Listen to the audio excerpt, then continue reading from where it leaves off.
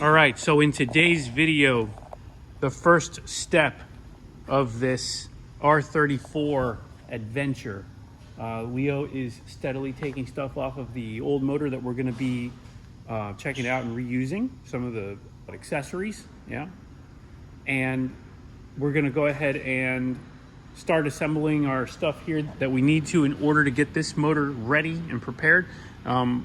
I want to talk about it for a minute though, because this motor is the gem of the entire system.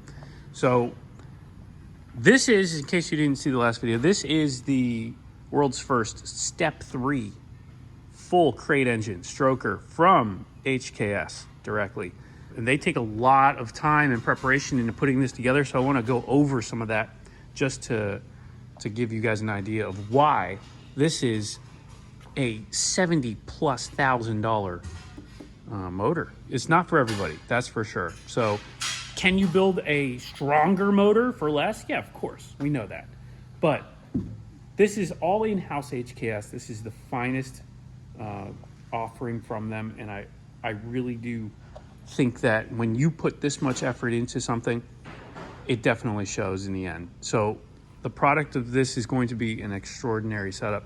But let's talk about this motor. So this is an RB28, essentially. That's obviously where they start from. But the key features that have been gone over are almost in every direction. Starting with the block. So most of you know that most of these RBs that came in the cars were 05U motors. The block casting was an 05U, and it's a good motor, don't get me wrong, but they were very inconsistent castings. There were a lot of differences between them.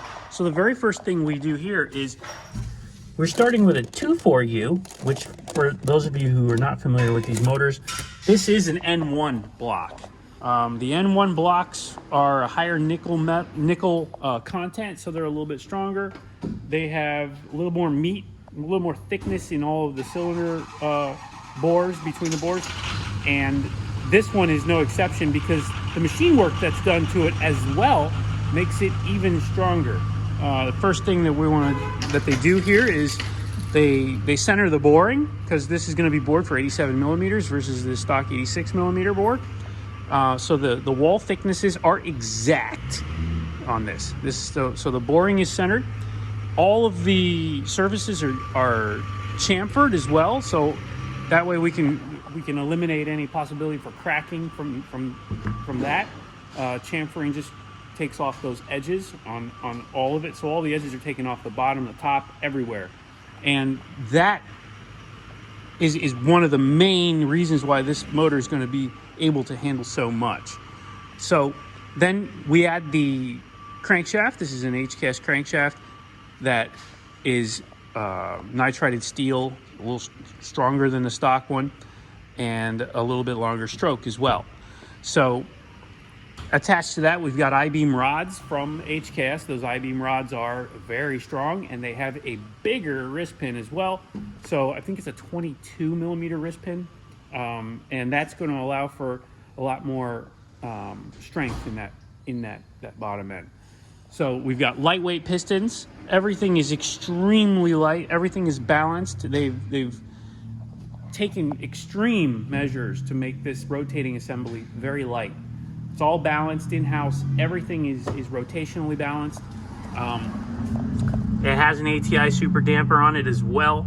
That's set up with a trigger wheel on it for the VCAM and for we're going to be using a Haltech on this, but it's all set up to use that trigger as well.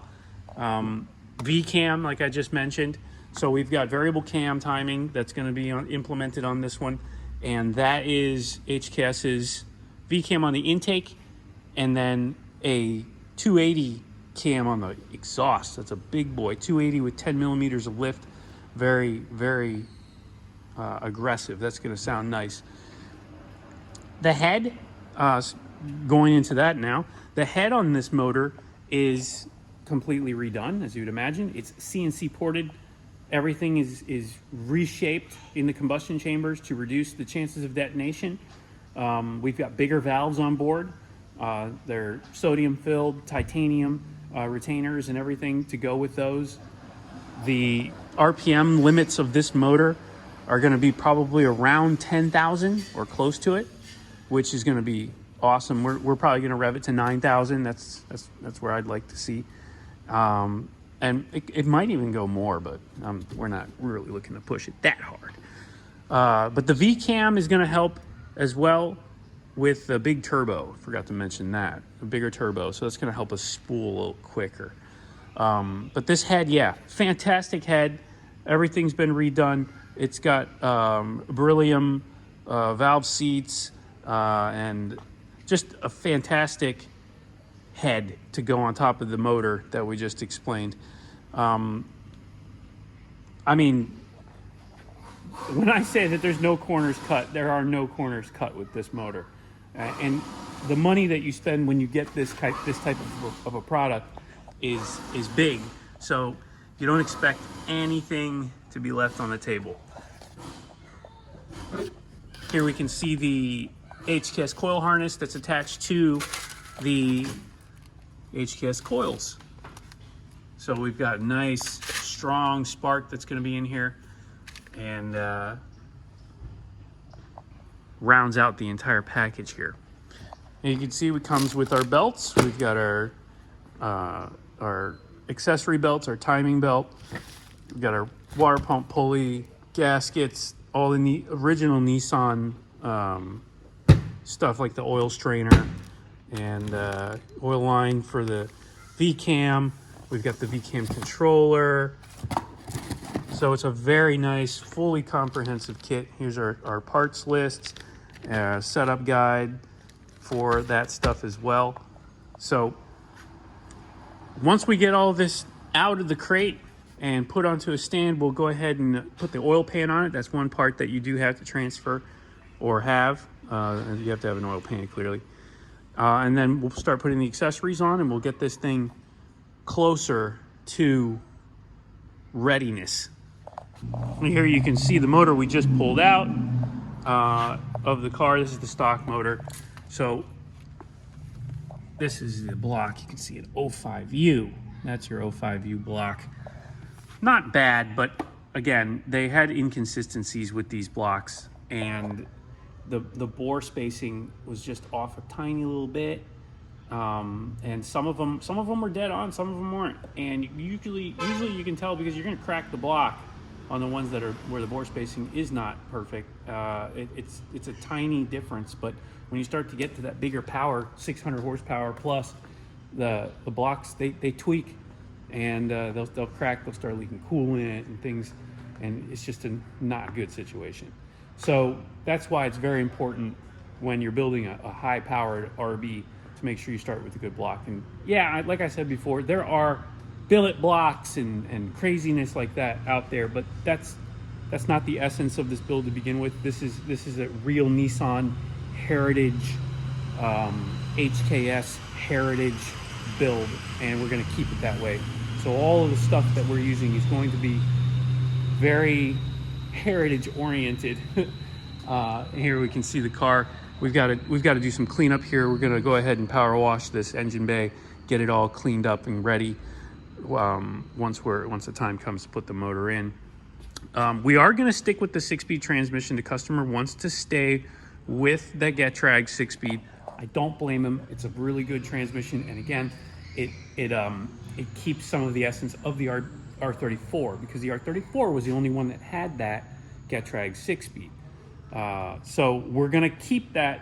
That's the one thing we're going to keep, and it's not really going to be a problem. Those transmissions can handle the power. You just have to drive them a little more than, like, let's say a PPG or any of the sequential tranny stuff. But either way, stay tuned for that. We're gonna clean this up. Next step is going to be to clean the engine bay, get the motor ready to be dropped into the car. We're gonna get that stuff out of there and put onto the new one, cleaned up, ready to rock. Very excited about this. So hopefully you guys understand a little more about this awesome RB28, I'm gonna call it, because that's essentially what it is, by HKS. Beautiful Step 3 full crate engine. I want to tell you guys something before you go. If you guys have a lot of vehicles and stuff around your shop like we do, you know batteries are always going dead. Well, I wanted to just show you guys this one because I've been loving this thing. This is the Top Don Jump Pack. Just want to show it to you guys because if you need to have some confidence in knowing that you're going to be able to start everything in your shop without any problems at all, one of these is awesome. And my beloved little tow around tractor that I use for moving cars and stuff around the shop is dead right now. And I'm going to demonstrate this awesome jump pack, which I'm sure everybody knows about these, but I love it because it's so small, but it's so powerful. It's crazy. It's dead without it. Go from a fully dead battery. Let's go ahead, get our choke on here and see what we got. Listen to that thing crank now. What? I tell you what.